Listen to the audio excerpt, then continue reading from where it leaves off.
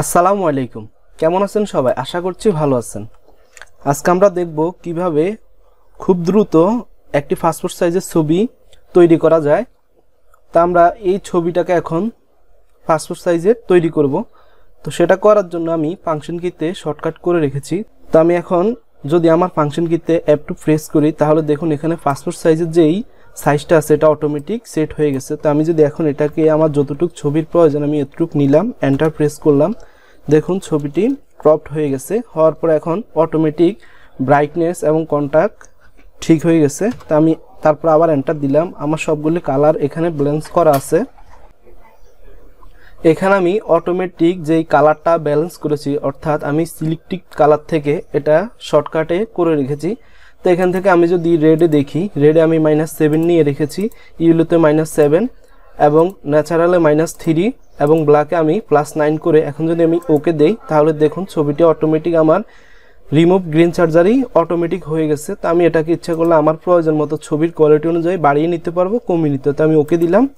মোটামুটি আমার এই ছবিটির এখন কাজ শেষ। তো আমি যদি এখন ব্রাশ টুল দিয়ে একটু কাজ করে নিই হালকা, আমি কিবোর্ডে যদি সংক্ষেপে বি প্রেস করি দেখুন এটা অটোমেটিক এখন ব্রাশ টুল দিয়ে আমি এখন কিভাবে কাজ করছি দেখুন। যে অংশটুকু ক্লিয়ার আছে আমি ওখান থেকে সিলেক্ট করে নিলাম, নেওয়ার পর এখান থেকে আমি কালারটাকে সুন্দরভাবে ম্যাচিং করে নিচ্ছি দেখুন।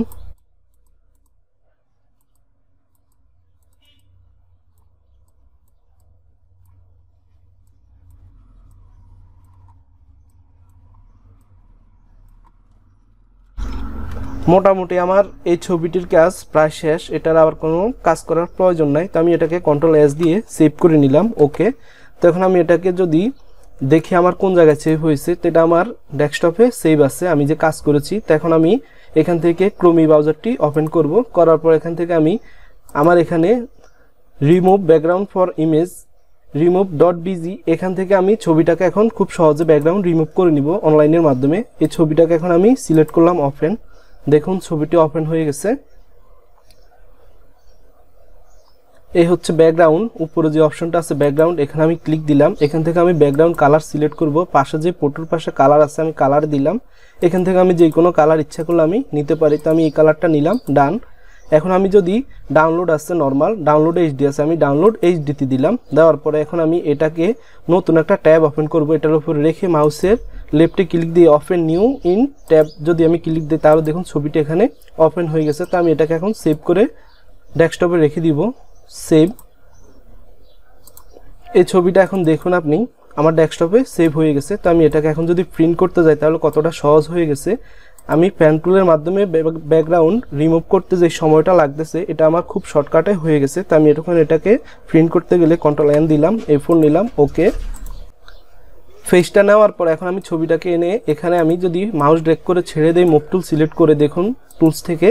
তো আমি এটাকে ছেড়ে দেওয়ার পরে এখন আমি এটাকে যত কপি ইচ্ছা তত কপি নিতে পারবো। এটাকে আমি সোজা করে নিলাম শিফট চাপ দিয়ে মাউস ড্র্যাগ করে। এখন আমি এটাকে আমার ইচ্ছা মতো নিয়ে নিলাম।